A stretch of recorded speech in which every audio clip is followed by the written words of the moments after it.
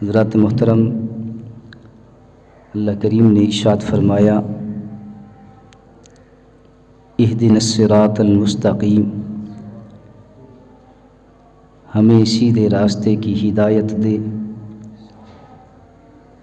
قرآن کی یہ آیت ہے۔ کیا خیال ہے کہ اگر کوئی بندہ باوضو ہو کر، پاک صاف ہو کر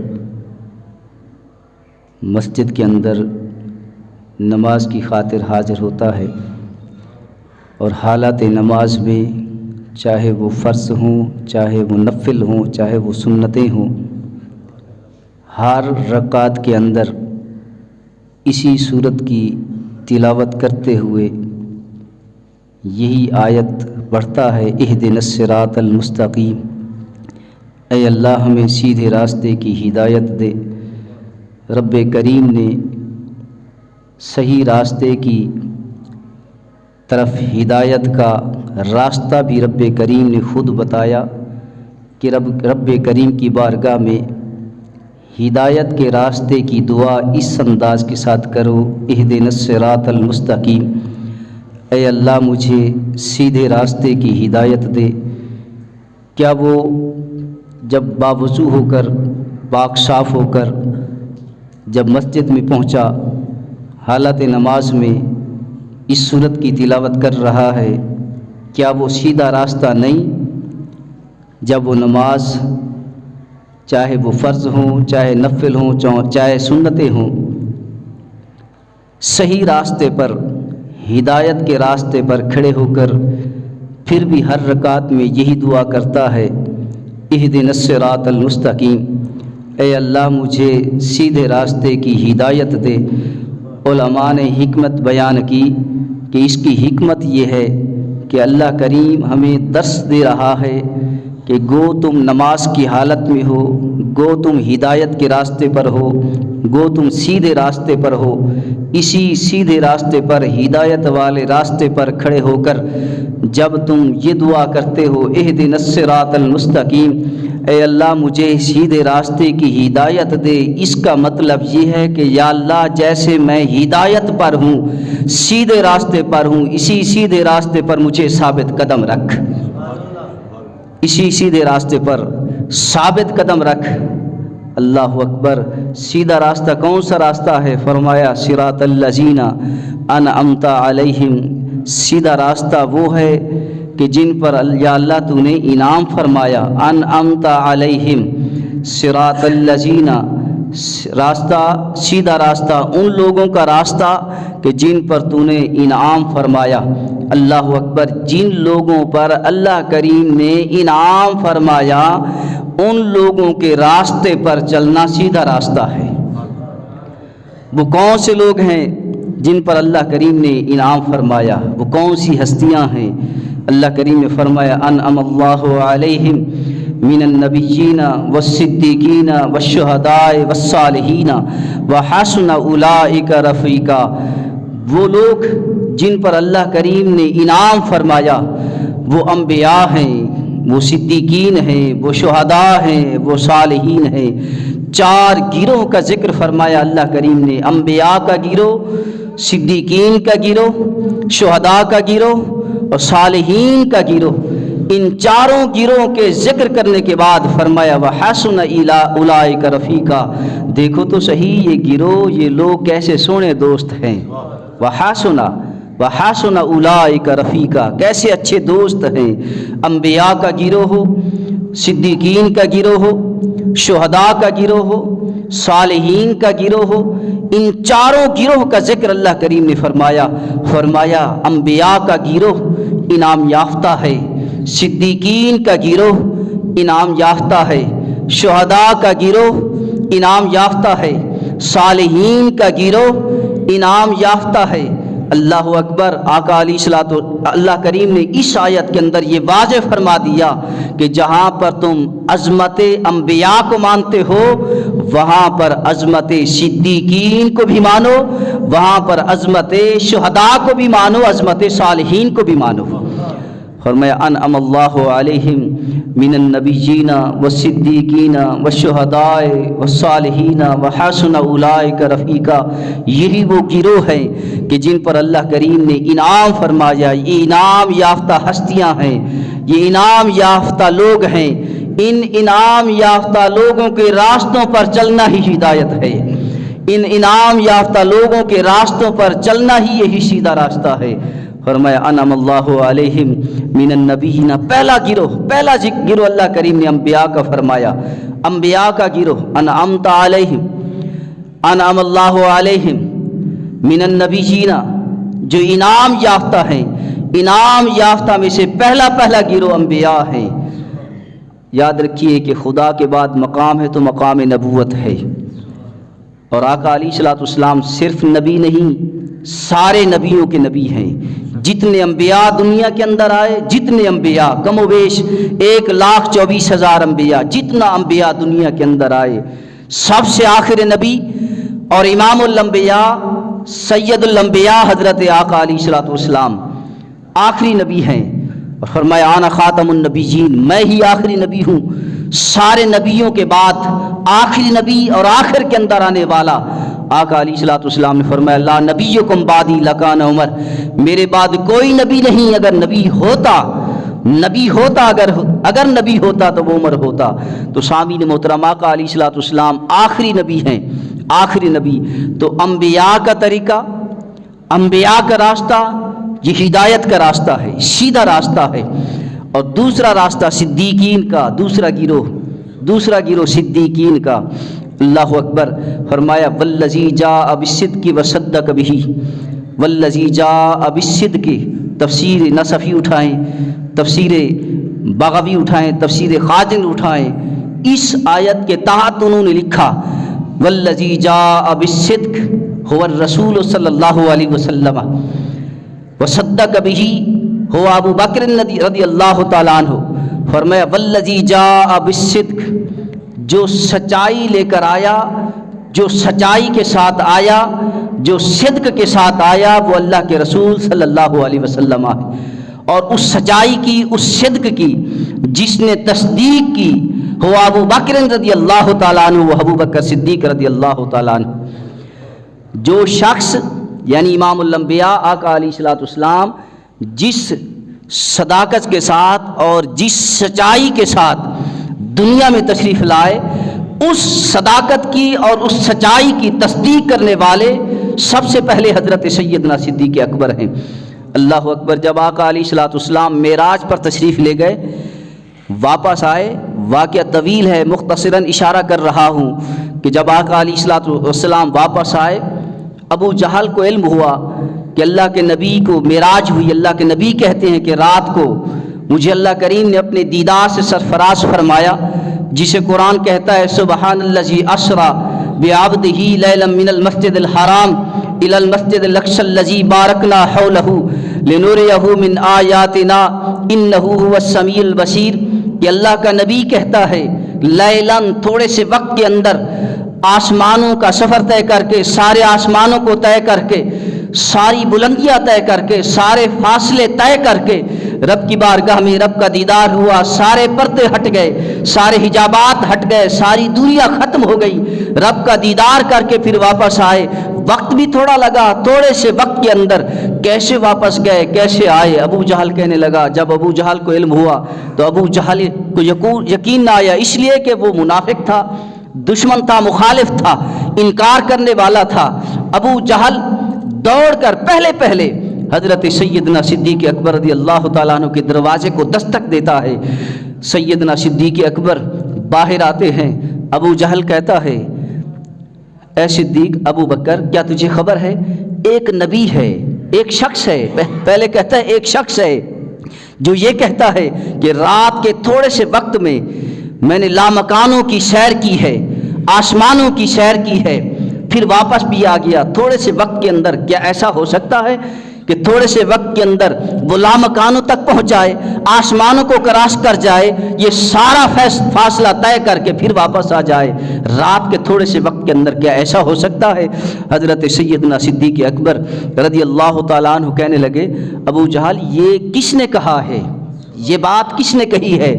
ابو جہل کہنے لگا اس بات کو آپ چھوڑیں، اس بات کو آپ چھوڑیں، پہلے یہ بتائیں کہ یا یہ درست ہو سکتا ہے؟ کیا ایسا سچ ہو سکتا ہے؟ کیا عقل اس بات کو مان سکتی ہے؟ اللہ اکبر۔ حضرت صدیق اکبر بار بار یہی بات دہراتے رہے کہ پہلے یہ بتاؤ کہ یہ بات کہنے والا کون ہے، یہ بات کس نے کہی ہے؟ آخر کار ابو جہل نے کہا کہ اللہ کے نبی نے کہا ہے کہ تھوڑے سے وقت کے اندر مجھے لامکانوں کی سیر ہوئی، آسمانوں کو کراش کیا، سارے فاصلے طے کیے، ثم دنا فتدلی فکان قاب قوسین او ادنا، رب کی بارگاہ میں پہنچا کہ جہاں پر ساری کائنات نیچے تھی، مشرق و مغرب بھی نیچے تھا، شمال و جنوب بھی نیچے تھا، ساتوں آسمان نیچے تھے، اللہ کے ناموں کے حجابات سب سے اوپر بلندی پر عرش اعظم پر رب کا دیدار کیا، پھر واپس بھی آ گئے۔ تھوڑے سے وقت کے اندر ایسا ہو سکتا ہے؟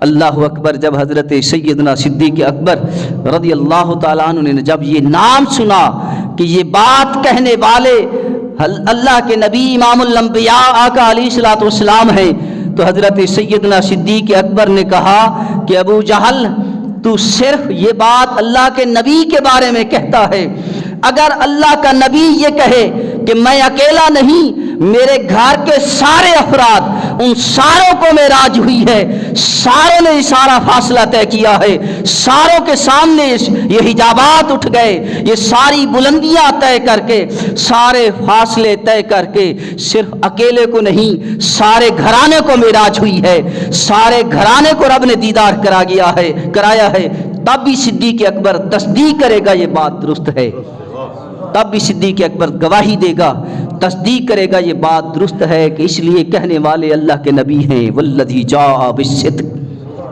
جو سچائی کے ساتھ آئے، سچائی لے کر آئے، سچائی بن کر آئے، اور اس سچائی کی تصدیق کرنے والے حضرت سیدنا صدیق اکبر رضی اللہ تعالیٰ عنہ۔ اللہ اکبر۔ لہذا صدیقین گروہ کے اندر جو شخص شامل ہیں صدیقین وہ بھی انعام یافتہ ہیں۔ تیسرا گروہ شہداء شہید کی جمع ہیں۔ شہید کسے کہتے ہیں؟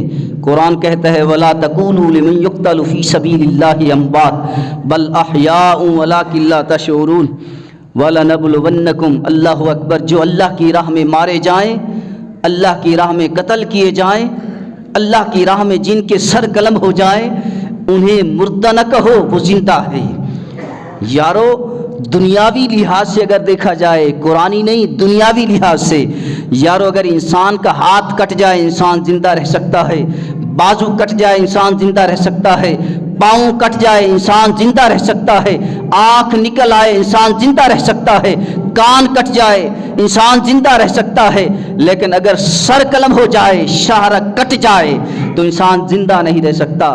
اللہ اکبر۔ میدانوں کے اندر، میدان جنگ کے اندر جو جنگ بھی ہو اسلامی، جنگ بدر ہو، خندق ہو، حنین ہو، احد ہو، میدان کربلا ہو، اللہ اکبر، ان کے اندر جو ہستیاں شہید ہوئی ان کے سر قلم ہوئے، سر تن سے جدا ہوئے، سر کسی اور جگہ پر، دھڑ کسی اور جگہ پر، جسم کے حصے جدا جدا ہو گئے، جسم کی بوٹیاں جدا جدا ہو گئی، لیکن قرآن کہتا ہے وَلَا تَكُونُوا لِمَن يُقْتَلُ فِي سَبِيلِ اللَّهِ أَمْوَاتٌ، جو اللہ کی راہ میں مارے جائیں انہیں مردہ نہ کہو، وہ زندہ ہے۔ اللہ اکبر۔ کچھ لوگ وہ بھی ہیں جو چلتے پھرتے بھی ہیں، کھاتے پیتے بھی ہیں، اٹھتے بیٹھتے بھی ہیں، صحیح و سلامت ہے، سر سے لے کر پاؤں تک صحیح و سلامت ہیں، دیکھنے میں بھلے انسان نظر آتے ہیں، لیکن قرآن ان لوگوں کے بارے میں کہتا ہے کہ یہ زندہ نہیں، یہ مردہ ہیں۔ یارو چلتے پھرتے بھی ہیں، کھاتے پیتے بھی ہیں، اٹھتے بیٹھتے بھی ہیں، اللہ اکبر، سارے اور صاف پورے ہیں جو انسان کے ہوتے ہیں، لیکن قرآن کہتا ہے یہ زندہ نہیں، یہ مردہ ہیں۔ اور وہ لوگ کہ جن کے سر قلم ہو گئے، کہ جن کی جانوں کا نذرانہ رب کی بارگاہ میں پیش ہو گیا، اللہ اکبر، جن کے سر تن سے جدا ہو گئے، اللہ کریم ان کے بارے میں فرماتا ہے یہ مردہ نہیں، یہ زندہ ہے۔ اللہ اکبر۔ جتنے بھی شہداء ہیں، جنگ بدر کے شہداء، جنگ احد کے شہداء، جنگ خندق کے شہداء، صحابہ کرام نے بڑی قربانیاں دی ہیں، صحابہ کرام نے اپنی جانوں کے نذرانے پیش کر دیے ہیں، صحابہ کرام نے اپنے گھر بار کو قربان کیا ہے، اپنے بال بچوں کو قربان کیا ہے، اللہ اکبر، صحابہ نے قربانیاں، بڑی قربانیاں دی ہیں، لیکن علماء فرماتے ہیں کہ سید الشہداء حضرت سیدنا امام حسین رضی اللہ تعالیٰ عنہ کہ میدان کربلا کے اندر جنہوں نے 72 تن ایک ایک کر کے اللہ کی راہ میں قربان کر دیے، جب حضرت سیدنا امام حسین رضی اللہ تعالیٰ عنہ کا سر قلم ہوا، جب سر نیزے پر تھا، اللہ اکبر، شمر نے دیکھا کہ حسین کا سر مبارک کہ ان کے ہونٹوں سے یعنی حرکت کر رہے ہیں، ہونٹ حرکت کر رہے ہیں۔ شمر کہتا ہے قریب ہو جاؤں، سنوں تو صحیح کہ ہونٹ حرکت کر رہے ہیں، حسین بول کیا رہا ہے۔ اللہ اکبر، شمر کہتا ہے میں قریب ہوا، قریب ہونے سے پہلے شمر نے اپنی چھڑی کو حسین کے ہونٹوں پر لگایا۔ حسین سر کٹا کے بھی، سر قلم کرا کے بھی قرآن کی تلاوت کو نہ چھوڑا۔ اللہ اکبر، قریب کیا۔ شمر کہتا ہے کہ میں نے سنا کہ قرآن کی تلاوت ہو رہی تھی۔ سیدنا امام حسین رضی اللہ تعالیٰ عنہ نے سر قلم کرا کے کہ سر مبارک نیزے پر تھا، شمر نے کہا حسین سر کٹا کے بھی، سر قلم کرا کے بھی قرآن کی تلاوت کو نہ چھوڑا۔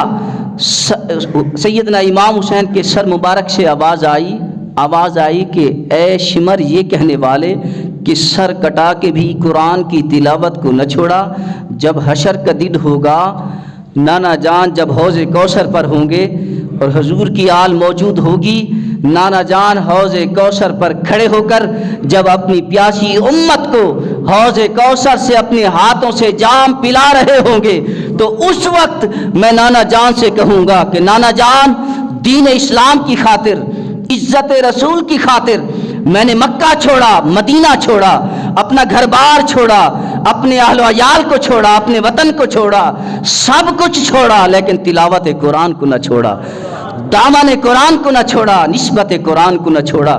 اللہ اکبر، شہداء، شہید سارے زندہ ہیں، شہید سارے زندہ ہیں۔ قرآن کی آیت سارے شہیدوں پر صادق آتی ہے، شہید سارے زندہ ہیں، صحابہ نے بھی قربانیاں دی ہیں۔ اللہ اکبر، حضرت سیدنا امام حسین سر مبارک نیزے پر ہو کر بھی قرآن کی تلاوت کو نہ چھوڑا۔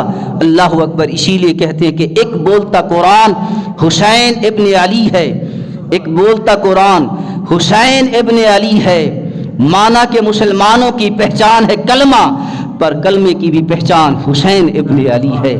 قاتل حسین اصل میں مرگ جدید ہے، اسلام زندہ ہوتا ہے ہر کربلا کے بعد۔ میرا حسین باغ رسالت کا پھول ہے، مولا علی کی جان ہے، خون بطول ہے، جس کے لیے یزید نے ظلم کیے بہت، وہ تخت تو میرے حسین کے قدموں کی دھول ہے۔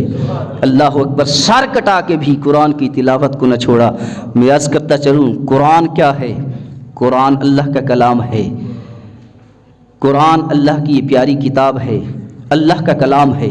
آقا علیہ الصلوۃ والسلام فرماتے ہیں کہ جو شخص یہ چاہتا ہے کہ میں رب سے باتیں کروں، رب سے کلام کروں، اسے چاہیے کہ وہ قرآن کی تلاوت کرے، وہ ایسے سمجھ لے کہ وہ رب سے باتیں کر رہا ہے۔ یہ وہ کتاب ہے، اللہ اکبر، ساری کتابوں سے اعلیٰ ورفع کتاب قرآن، ساری کتابوں سے بابرکت کتاب قرآن، کہ جس کو ہاتھ لگانا بھی ثواب، جس کو مس کرنا بھی ثواب، جس کو دیکھنا بھی ثواب، جس کو بوسہ دینا بھی ثواب، جس کو پڑھنا بھی ثواب، جس کو سننا بھی ثواب۔ یہ وہ کتاب ہے، اللہ اکبر۔ اسی کتاب کے بارے میں رب کائنات نے فرمایا کہ یہ وہ کتاب ہے کہ جس کی حفاظت کا ذمہ اللہ کریم نے خود اٹھایا ہے۔ تاریخی بات عرض کر دوں، قرآن کے حوالے سے تاریخی بات عرض کر رہا ہوں کہ ہلاکو خان اور چنگیز خان یہ اسلام کے بدترین دشمن تھے۔ ہلاکو خان نے ایک تحریک چلائی، اپنے دور کے اندر بادشاہ تھا اپنے زمانے کا، تو اس نے ایک تحریک چلائی کہ اس کی سلطنت کی حدود کے اندر جتنے بھی حافظ قرآن ہیں ساروں کو پکڑ کے سامنے لائن میں کھڑا کر کے ساروں کے سر قلم کر دیے جائیں۔ اللہ اکبر، اس کے حکم کی تعمیل کرتے ہوئے اس کی رعایا نے سلطنت کی حدود کے اندر جتنے بھی حافظ قرآن تھے ساروں کو پکڑ کے لائن میں کھڑا کر دیا، اور اس لائن کے اندر اس قطار میں یاد رکھیے 18 سال، تاریخی بات ہے، 18 سال نوجوان بچے بھی تھے، 30 سال کے بھی حافظ قرآن تھے، 50 سال کے بھی تھے، 70 سال کے بھی حافظ قرآن تھے۔ اب ہلاکو خان اپنے تخت پر بیٹھ کر اس نے اشارہ کر دیا کہ ان ساروں کے سر قلم کر دو۔ اس کے اشارے سے جب ان سارے حافظ قرآن کے سر قلم ہو گئے، پھر وہی بات وَلَا تَقُولُوا لِمَنْ يُقْتَلُ فِي سَبِيلِ اللَّهِ أَمْوَاتٌ بَلْ أَحْيَاءٌ وَلَٰكِن لَّا تَشْعُرُونَ۔ جب ان ساروں کے سر قلم ہو گئے، سر کسی اور جگہ پر، دھڑ کسی اور جگہ پر، اب ہلاکو خان تخت پر بیٹھ کر ٹہکارے مار رہا تھا کہ میں نے اسلام کی بنیاد کو ختم کر دیا، اسلام کے نام و نشان کو مٹا دیا، اسلام کی بنیاد کو میں نے کھوکھلا کر دیا ہے، ٹہکارے مار رہا تھا۔ لیکن اللہ کی قدرت کا کرشمہ دیکھیے کہ وہ لاشیں کہ جن کے سر تن سے جدا ہو چکے تھے، وہ سارے کے سارے حافظ قرآن کہ جن کے سینوں کے اندر قرآن کی عظمت دولت موجود تھی، اللہ اکبر، ان لاشوں میں سے ایک لاش 18 سال نوجوان بچے کی بغیر سر کے کھڑے ہو کر تلاوت کرنے لگی، یاسین والقرآن الحکیم انک لمن المرسلین علی صراط مستقیم۔ ہلاکو خان کہنے لگا یہ کیا کہتے ہیں؟ وزیر مشیر کہنے لگے کہ جس کو مٹانے کے لیے، جس کو ختم کرنے کے لیے تو نے ان کے سر قلم کیے تھے، اسی کی تلاوت کر رہا ہے۔ اللہ اکبر، میرا ذوق کہتا ہے، میرا جذبہ ایمانی ہے، بات مانے یا نہ مانے مجھے اسے غرض نہیں، میرا اپنا جذبہ ایمانی ہے، اگر دنیا کے اندر قرآن کے پڑھنے والا کوئی بھی نہ رہے، قرآن کے پڑھنے والا کوئی بھی نہ رہے، میرا وجدان کہتا ہے، میرا ذوق کہتا ہے کہ در و دیوار سے قرآن پاک کے پڑھنے کی آواز آئے گی، ہواؤں سے، بارش کے قطرات سے قرآن پاک کے پڑھنے کی آواز آئے گی، دریا کی ہر بوند سے اور پانی کے ہر قطرے سے آواز آئے گی قرآن کی تلاوت کی، درختوں سے قرآن پاک کے پڑھنے کی آواز آئے گی، اس لیے کہ اس قرآن کی حفاظت کا ذمہ اللہ کریم نے خود اٹھایا ہے۔ اللہ اکبر، پریکٹیکلی دیکھ لیجئے کہ قرآن ہمارے پاس موجود ہے، قرآن کتابی صورت میں ہمارے پاس موجود ہے، لیکن اگر کوئی بچہ قرآن پاک حفظ کرتا ہے یا کوئی بھی حافظ قرآن ہے، پوری کتاب کو حفظ کر کے اپنے سینے میں رکھ لیتا ہے، اس کے سینے کے اندر، اس کے دماغ میں سارا قرآن موجود ہوتا ہے۔ اللہ اکبر، جب مصلی پر کھڑے ہو کر شروع سے لے کر سورۃ فاتحہ سے لے کر سورۃ والناس تک جب پورے قرآن کی تلاوت کرتا ہے، کیا اس کے سامنے کتاب موجود ہے؟ ہوتی ہے؟ بولیے، کتاب موجود ہوتی ہے؟ اللہ اکبر، اول سے لے کر آخر تک سارا قرآن، حافظ قرآن اپنی زبان سے قرآن کی تلاوت کرتا ہے اور سارے قرآن کی تلاوت کرتا ہے، کتاب بھی سامنے موجود نہیں، اس جگہ اللہ کریم نے محفوظ رکھا ہے۔ کہاں پر ہے؟ دماغ کے اندر، دماغ کو چیرو، کیا دل کے اندر ہے؟ دل کو چیرو، کیا سینے کے اندر ہے؟ سینے کو چیرو۔